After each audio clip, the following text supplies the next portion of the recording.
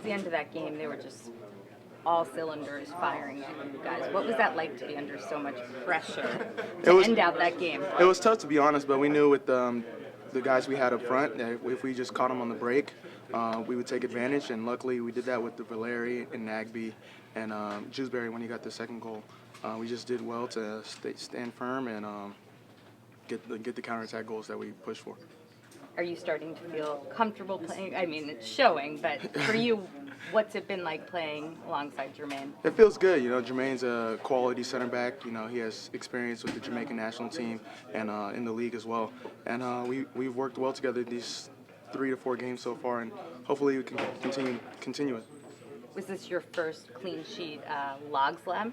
Oh yes. Do I get one or what? I think you're gonna have to take it from Gleason. Oh yeah, maybe he'll let me get it.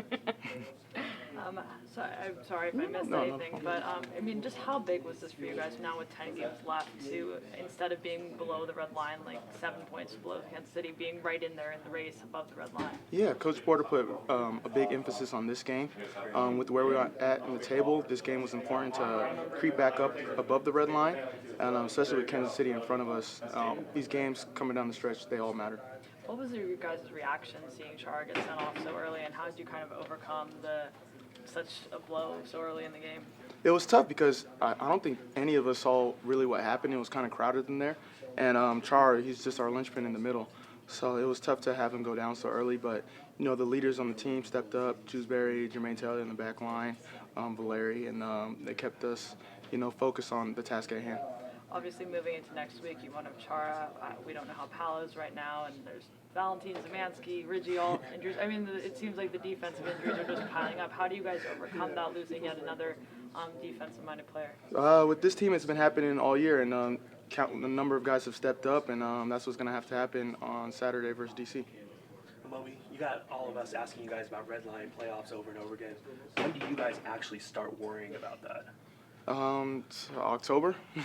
Yeah, when if we're above it, then we'll be good. But with the way this league works, it's all about trying to get a seed. Last year when I was on the other side, and that home field advantage for the playoff, it really helps out, whether it comes down to the last minute or playoffs and stuff like that. So these last 10, 11 games, Coach Porter and the coaching staff have really put an emphasis on picking up points when we can. It seems like almost all the teams that you've been on are kind of at this position. It seems like right on the line a little bit. Some of your teams got above the line. I might be bad luck. I don't know. Well, I guess that's what I was wanting to ask you. Is there anything that you learned from those situations about the mentality a team needs to keep in order to stay steady? Yeah, you see it with the veterans guys. When it comes down to crunch time late in the season, the guys that have been there, they know the little things that you got to do. The extra minutes that you might have to come into practice to take care of your body, and taking advantage of your chances in the game, with Valeri, with his great volley in the game. Those are key moments that our leaders have stepped up, and late in the season, that's what has to happen.